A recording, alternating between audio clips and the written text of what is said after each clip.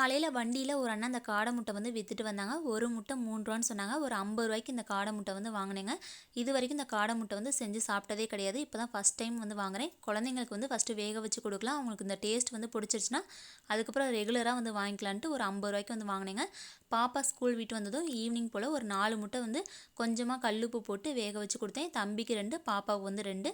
நல்லா என்ஜாய் பண்ணி சாப்பிட்டாங்க. அந்த நாட்டுக்கோழி முட்டை எந்த அளவுக்கு நல்லா டேஸ்டியாக இருக்குமோ அதே மாதிரி தாங்க இந்த காடை முட்டையும் வந்து இருந்தது. இந்த காடை முட்டை வந்து சாப்பிட்றதுனால ஏகப்பட்ட நன்மைகள் இருக்குங்க. ரத்த ஓட்டத்தை அதிகரிக்க செய்யும். அதுக்கப்புறம் பார்த்திங்கன்னா எதிர்ப்பு சக்தியும் வந்து அதிகப்படுத்தும். அதனால் இந்த காடை முட்டை கிடைச்சா கண்டிப்பாக குழந்தைங்களுக்கு வந்து வேக வச்சு கொடுங்க. இது மாதிரி ஸ்கூல் போயிட்டு வந்தது அப்படிலாட்டி காலையில் வந்து லீவ் டைமில் வேக வச்சு கொடுக்கலாங்க.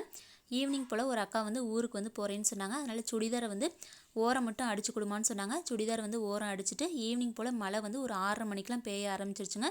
கரண்ட் வந்து கட் ஆயிரும்னு குக்கரில் சாதம் வச்சுட்டு இருந்த பாத்திரம் எல்லாமே வந்து விளக்கி வச்சிட்டேங்க. Thank you so much.